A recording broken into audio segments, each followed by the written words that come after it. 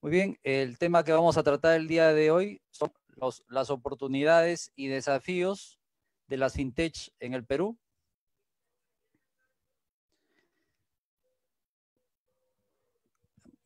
Cuando hablamos de fintech, vamos a tener que darnos cuenta que se relacionan dos términos importantes, tecnología y finanzas, ¿no? Que lo vamos a ir analizando poco a poco. El objetivo de esta ponencia es analizar las oportunidades y desafíos de las fintech en Perú. Pero primero debemos mencionar el tema de la inclusión financiera, ¿no? La inclusión financiera significa que personas, empresas puedan tener acceso a diferentes productos financieros, ¿no? Y que estos sean útiles y que satisfagan sus necesidades. Por ejemplo, el Banco Mundial menciona que se debe garantizar las transacciones, pagos, ahorros, crédito y seguros, ¿no? Pero estos deben ser ofrecidos o prestados de una manera responsable y sostenible, ¿no? Por ejemplo, ahora que con este tema de la pandemia se ha visto evidente este problema, esta dificultad, ¿no? De que muchas personas no podían recibir, por ejemplo, los bonos, ¿no? Porque no tenían una cuenta, ¿no? Entonces, aquí tenemos el problema, la falta de inclusión financiera, en este caso en nuestro país, que lo vamos a detallar más adelante. También es necesario una mayor cobertura de los servicios financieros, ¿no? Esto va a ayudar a las personas de escasos recursos, por ejemplo, a acceder a fuentes de financiación, ¿no? Liberando sus ingresos para invertir en aspectos fundamentales, ¿no? Por ejemplo, ahora nos encontramos con la siguiente situación, ¿no? Por ejemplo, algunos estudiantes me dicen, estoy recibiendo mis clases desde un celular, ¿no? Entonces, imagínense, por ejemplo, que este estudiante, un docente, también a veces ocurre lo mismo, cualquier ciudadano en general pueda acceder a un microcrédito, ¿no? De repente 200, 300 soles y poder comprarse una tablet, por ejemplo, ¿no? Esa cantidad en un banco, de repente para ese monto te piden boletas de pago, te piden incluso hasta un garante, etcétera, ¿no? O no te quieren dar, ¿no? A veces te dicen, no, de 1000 soles para adelante. Entonces, ahí vemos que este tipo o vamos a analizar que este tipo de fintech son muy importantes para mejorar la inclusión financiera, ¿no? Tenemos también que la Superintendencia de Banca y Seguros, AFP en nuestro país, por ejemplo, menciona que en la inclusión financiera se debe buscar el acceso, el uso y la calidad de los servicios, ¿no? Entonces, por ejemplo, en el tema de ahorros, créditos, pagos, seguros, pensiones.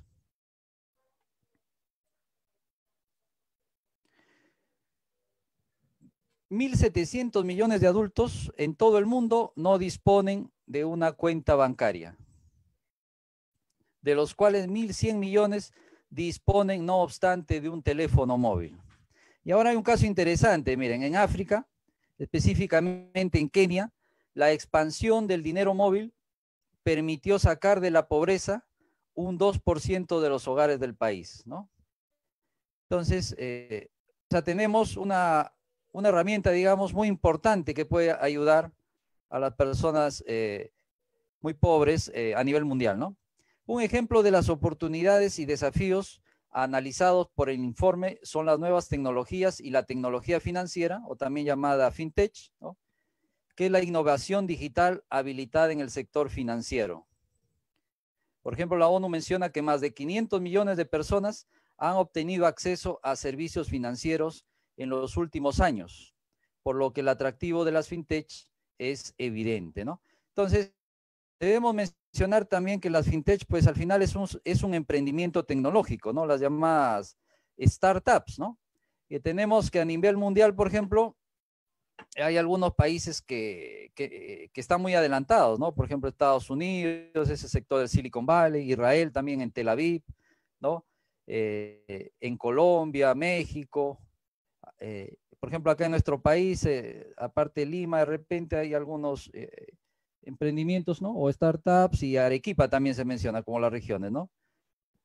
Miren, por ejemplo, acá en la parte inferior nos muestra países con mayor potencial de inclusión financiera, ¿no?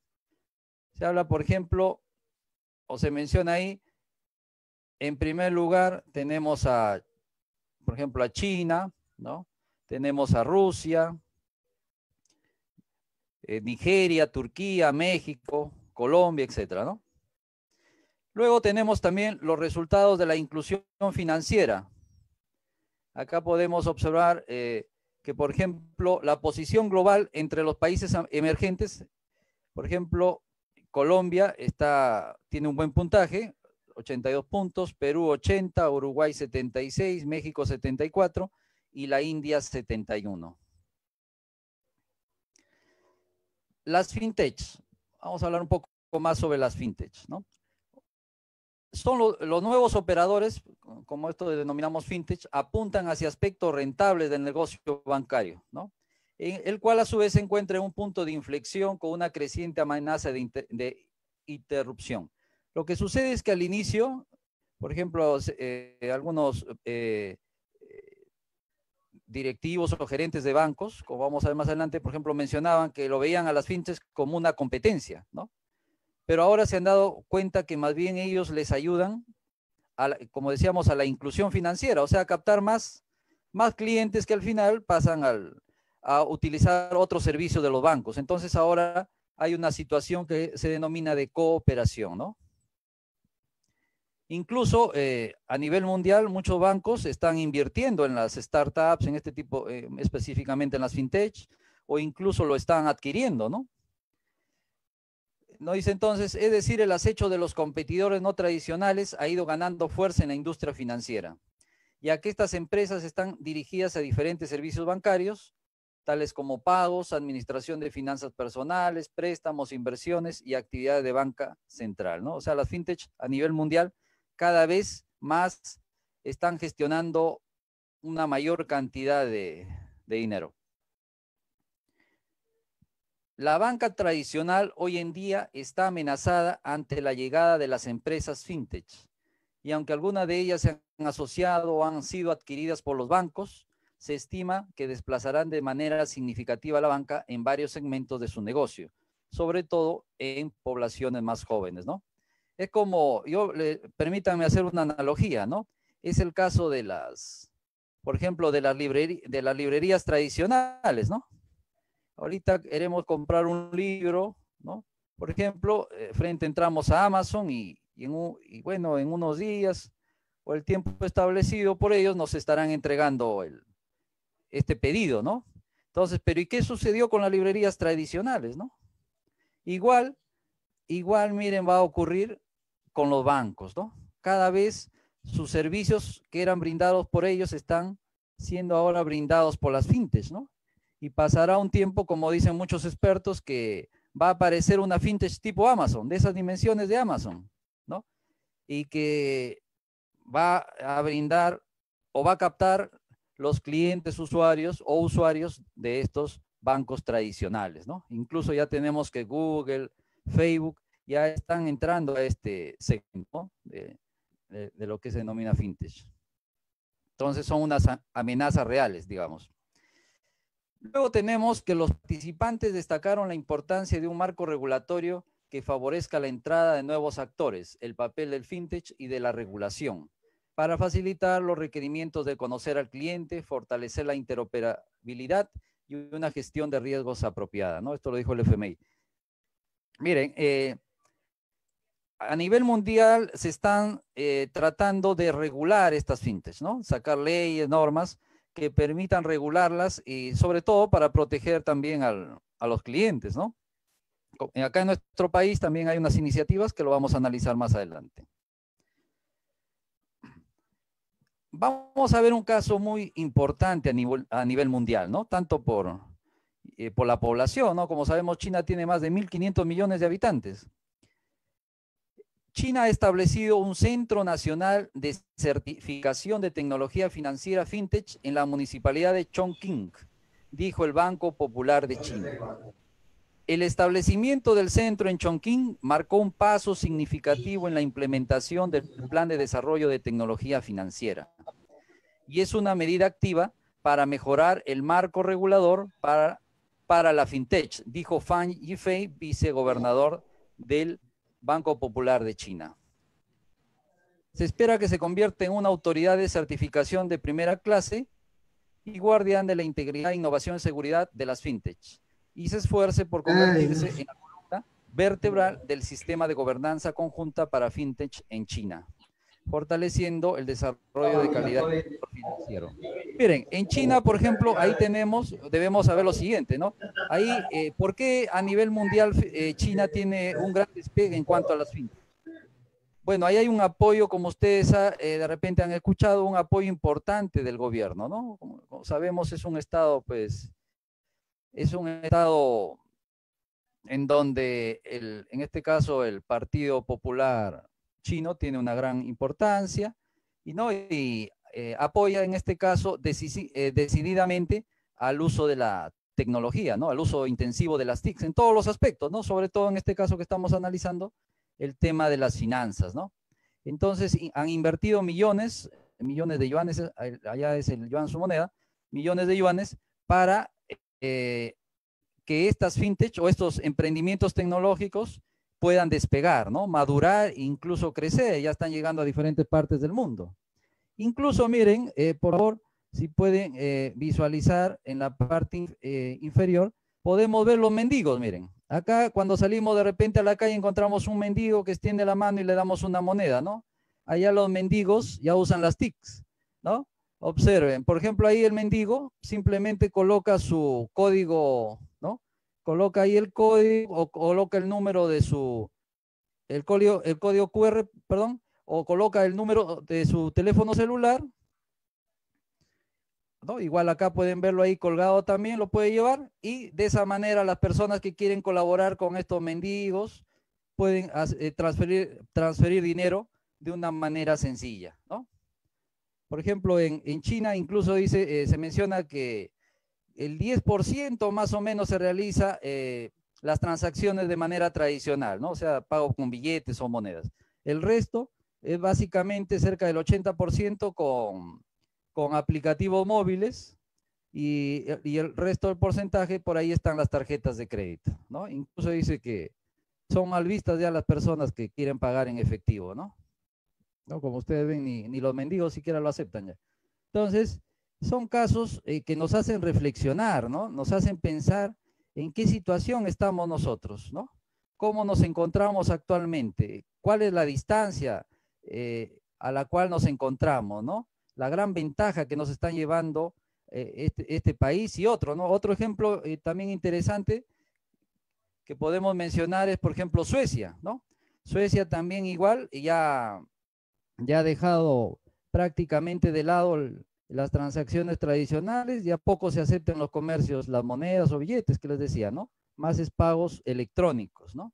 Y así esto se está expandiendo a nivel mundial, ¿no? En Europa, por ejemplo, de las 481 rondas de financiación llevadas a cabo en el 2019, 9 fintechs acapararon el 42% de dicha inversión. 9 de estas firmas son británicas o alemanas. No hay ninguna española en esta lista.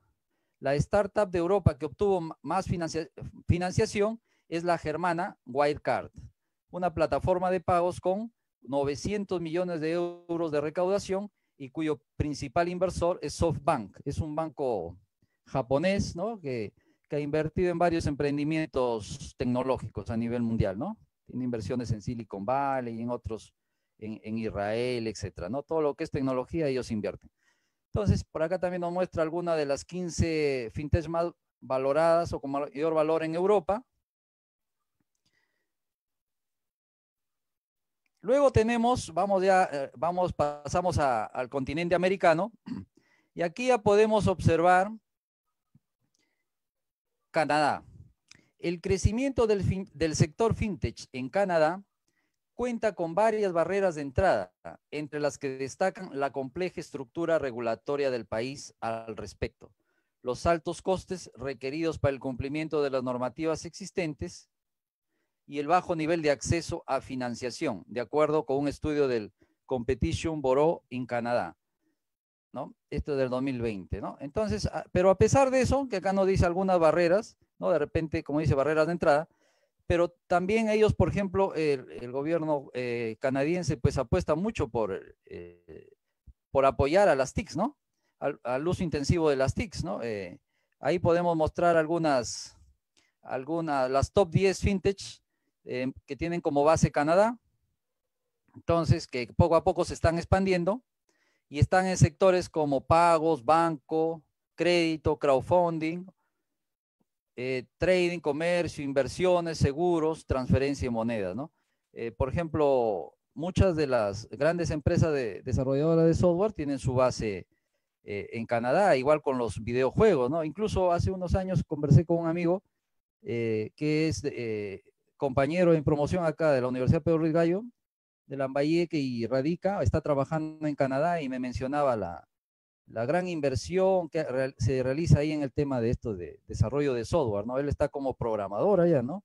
Le gustaba siempre la programación y bueno, está ahí como programador y hablaba maravillas, ¿no? Del gran desarrollo tecnológico que se da allá, ¿no? En este caso de Canadá. Y como nos dice ahí, pues la normativa sí es estricta, ¿no? Entonces, pero de repente para una empresa extranjera ingresar, pues va a tener muchas limitaciones, ¿no? Pero ellos fomentan bastante lo que son emprendimientos nacionales, ¿no? Luego tenemos que en América Latina no se ha quedado al margen de esta evolución, produciéndose un marcado crecimiento en los emprendimientos fintech, mientras que la regulación en la mayoría de los países es aún incipiente. En el 2019, el sector fintech en Uruguay estaba compuesto por 63 empresas, operando en diversos segmentos. Otro caso es México, ¿no?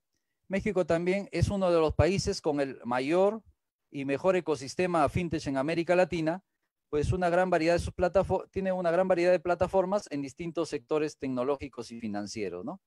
En especial en empresas de crowdfunding, ¿no? Por ejemplo, incluso algunas fintech latinoamericanas, ¿no? De otro país, de Colombia, Argentina, de repente hasta Brasil, a veces recurren como financiamiento a México, ¿no?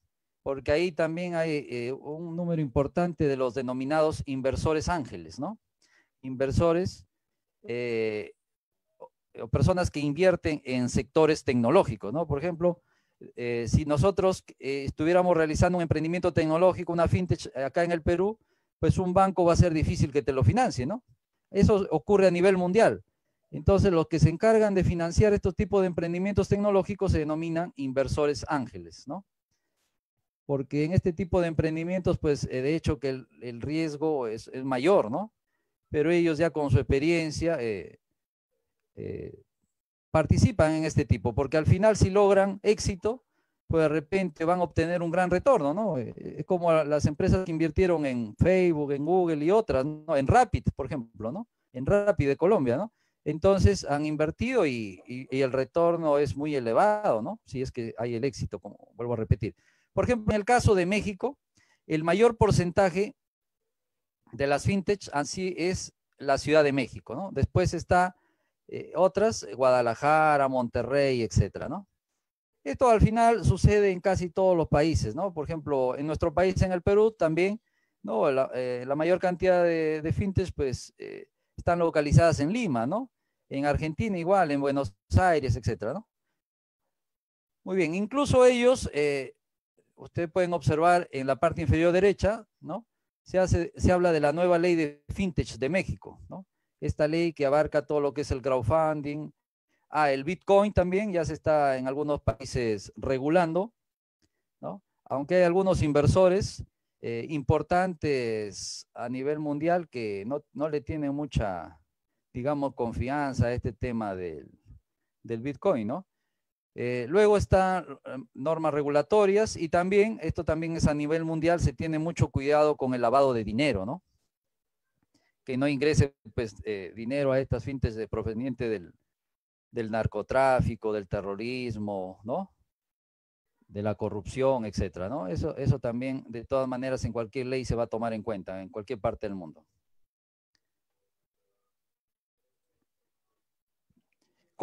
En Colombia también. Colombia Fintech también da cuenta de la operación de 5 sociedades especializadas, ¿no? Que pueden captar recursos del público y prestar servicios como pagos, transferencias, giros y recaudos aunque no están facultadas para otorgar financiamiento, ¿no? Como debemos dar a conocer, por ejemplo, en Colombia el desarrollo del software ha alcanzado un nivel muy importante, ¿no? Por ejemplo, el año pasado he estado trabajando en una universidad donde el campus virtual ha sido desarrollado en Colombia, ¿no? Lo que les decía de Rapid también en Colombia. Acá en nuestro país, por ejemplo, también hay servicios de mensajería, Servientrega, por ejemplo, ¿no? Es colombiano, o sea, tiene muchas empresas que empiezan así, como emprendimientos y logran escalar tanto a nivel latinoamericano como a nivel mundial, ¿no? Hay un ecosistema tecnológico muy importante, ¿no? Acá debemos mencionar, permítanme mencionar lo siguiente, ¿no? Por ejemplo, le hacían entrevista a varios emprendedores, por ejemplo, de Silicon Valley, ¿no? Entonces decía, por ejemplo, él, acá nosotros toleramos el fracaso, ¿no? Más bien buscamos personas que hayan fracasado 5 o 6 veces, porque ellos ya conocen el camino que no deben seguir, ¿no? Que no deben seguir para fracasar, ¿no? Y el cual deben evitar para poder llegar al éxito, ¿no? En cambio, unos autores también nos mencionaban, por ejemplo, de que en cambio aquí en Latinoamérica, más bien, si un emprendedor fracasa, más bien es marcado para toda su vida, ¿no? Le ponen ya lo conocen como que fracasó y no le van a dar más oportunidades, ¿no? Entonces nos dicen que esa es la causa de repente de la poca innovación, ¿no? Tener un ecosistema tecnológico frágil, ¿no? Entonces también es parte de la cultura, ¿no? Que tal vez poco a poco se pueda ir cambiando, mejorando para estar a los niveles de otros países más desarrollados, ¿no? Luego tenemos el BID, el Banco Interamericano de Desarrollo, mediante su laboratorio de innovación, el BID Lab, nos dice que aprobaron una operación de préstamo y cooperación técnica para ampliar la cobertura y acceso de servicios financieros para la población de bajos ingresos, por ejemplo, en el caso de Colombia, ¿no? También ahí hay dificultades en este tema. A través del uso de nuevas tecnologías digitales y del fortalecimiento de su ecosistema de servicios financieros digitales, ¿no?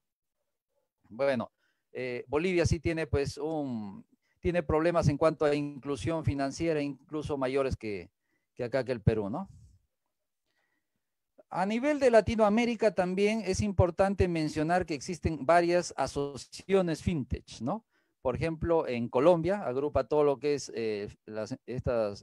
estos emprendimientos fintech. En Colombia tenemos también en Chile, en Argentina, en Brasil, etcétera, ¿no? Incluso tenemos también, o existe una fintech, una asociación fintech iberoamericana, ¿no? Que agrupa a las antes mencionadas, ¿no? Entonces, como nos dice acá, actualmente la alianza la forman 13 asociaciones que representan a 20 países iberoamericanos, ¿no? Argentina, Brasil, Perú, Chile, Colombia, etcétera, ¿no?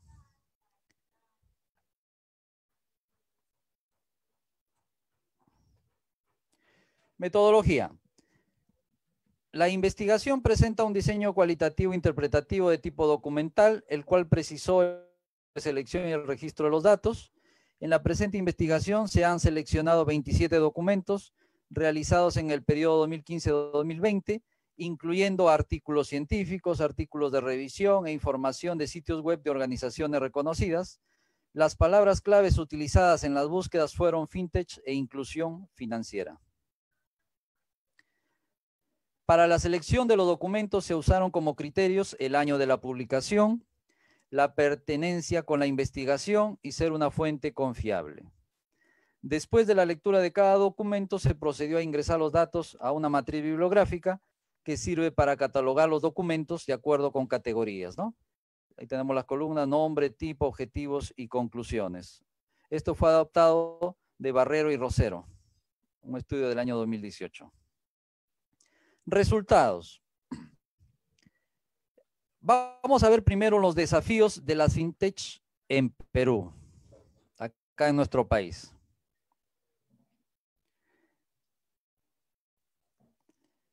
Fernando Eguiluz, que es el CEO de BBVA en Perú, en una entrevista concedida para la agencia de noticias EFE, afirmó que en Perú más del 80% de las transacciones se hacen de manera física, ¿no?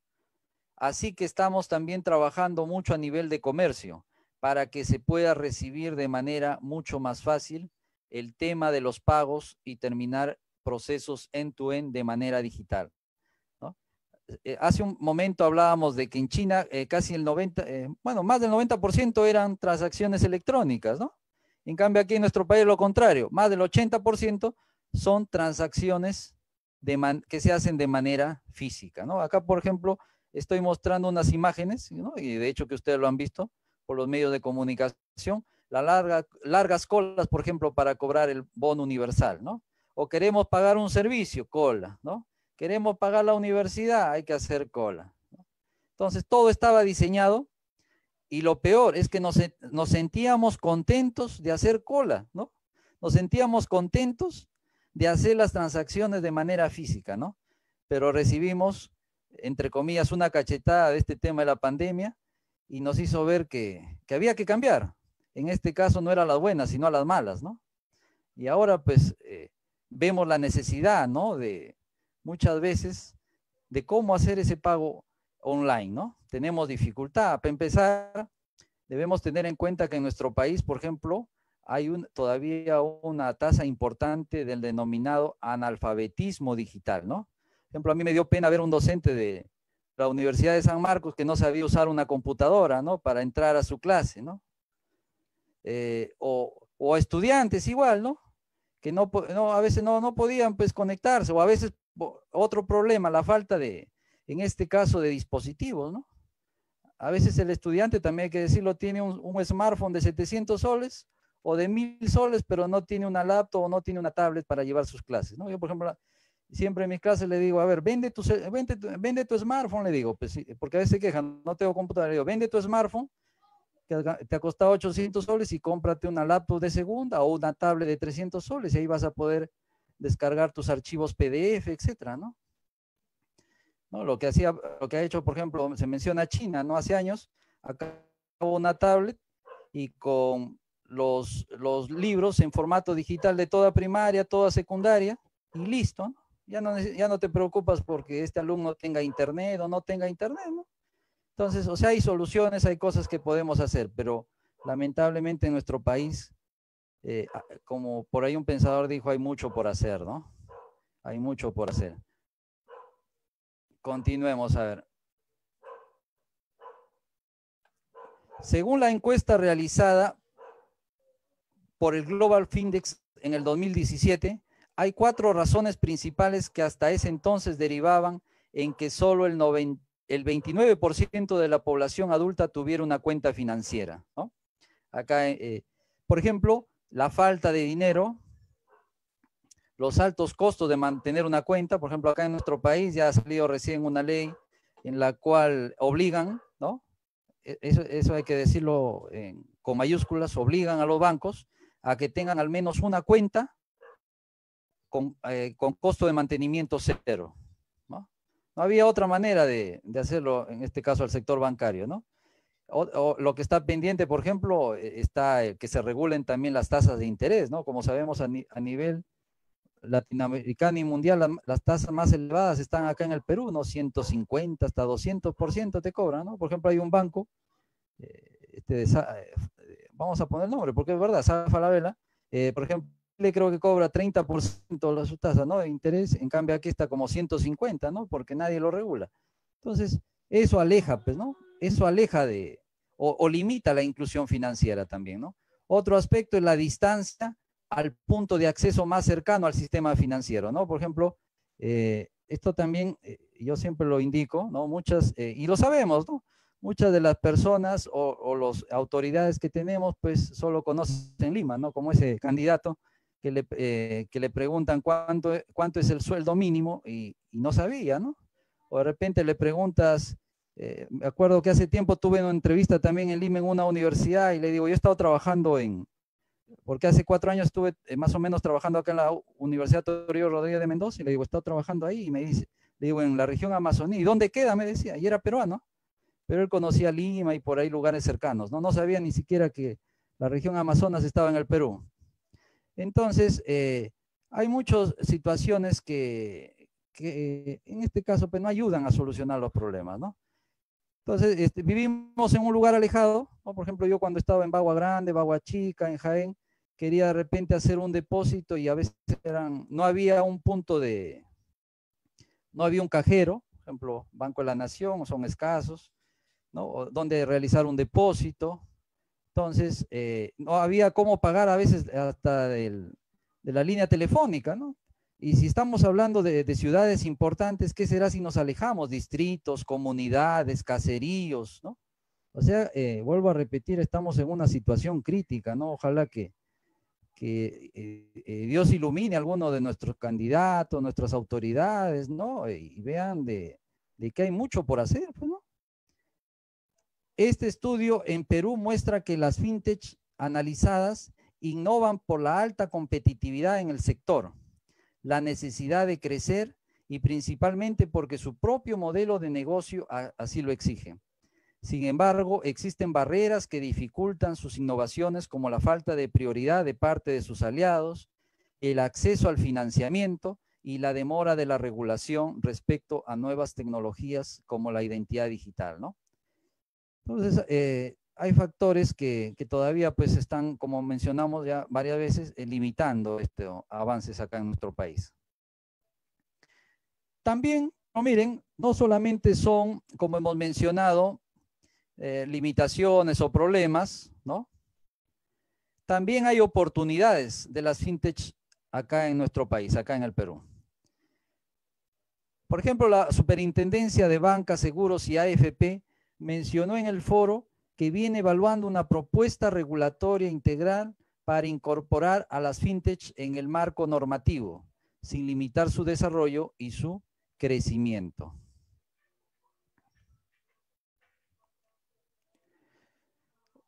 También que conforme al literal del artículo 2 del decreto de urgencia 013 del 2020, un decreto que se sacaba este año, decreto de urgencia que promueve el financiamiento de las MIPYME, emprendimientos y startups, dicha norma tiene como finalidad impulsar el desarrollo productivo y empresarial a través de instrumentos de servicios no financieros, tales como iniciativas clúster a nivel nacional, fortalecimiento e incentivo de los procesos de internacionalización de las MIPYME, así como de empresas exportadoras a que se refiere el decreto legislativo 1403, que impulsa el fortalecimiento de las empresas exportadoras en el Fondo MIPYME, la promoción del acceso al financiamiento de emprendimientos dinámicos y de alto impacto y la ampliación de los servicios tecnológicos que brinda el Estado, ¿no? O sea, para muchos expertos en esta área nos dice que es un buen paso el que se está dando con este decreto de urgencia, ¿no?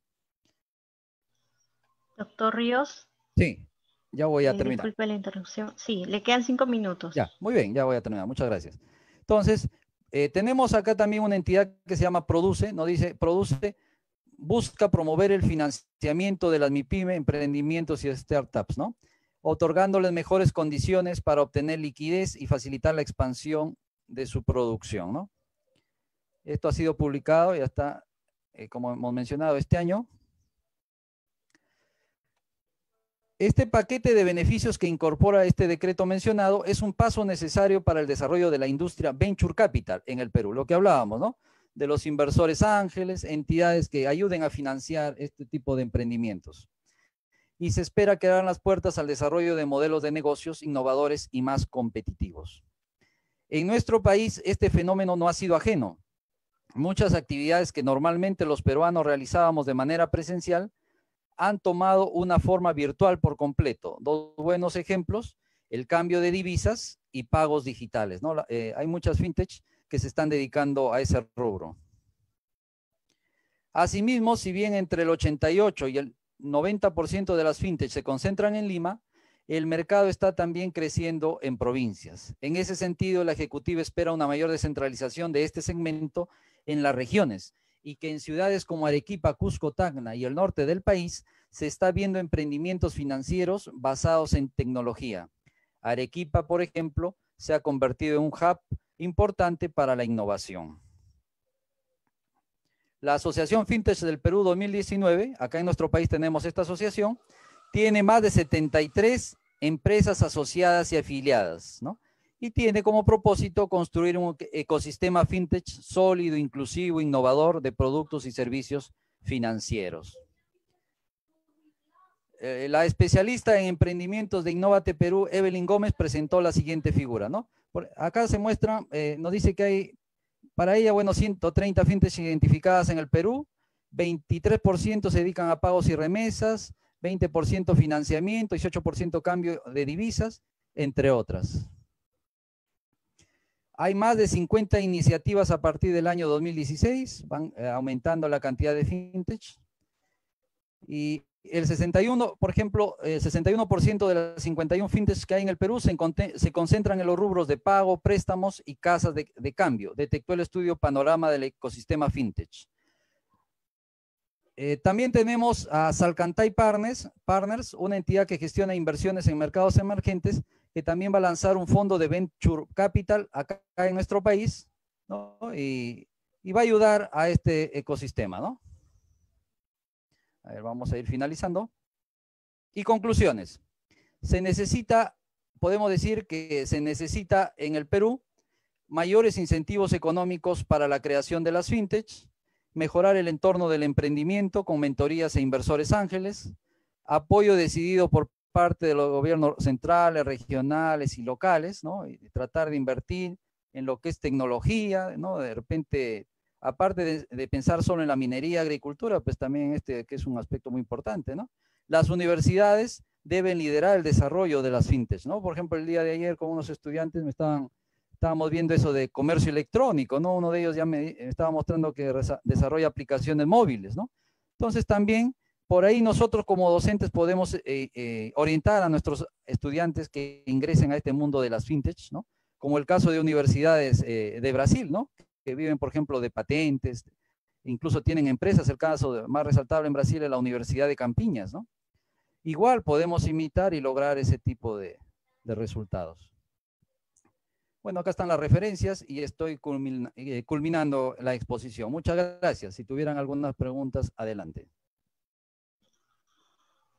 Muchas gracias, doctor Ríos. Vamos a pasar a hacerle las preguntas. ¿Cómo podría Perú aprovechar las tecnologías financieras frente a otros mercados como el americano o el asiático? Ya. Lo que podría hacer en todo caso nuestro país, pues, es imitar, tratar, como le decía, de imitar o ver, por ejemplo, los sectores más importantes, ¿no? En cuál se puede llevar a cabo esto, ¿no? Como he mencionado, no solamente el cambio de divisas, también es importante, por ejemplo,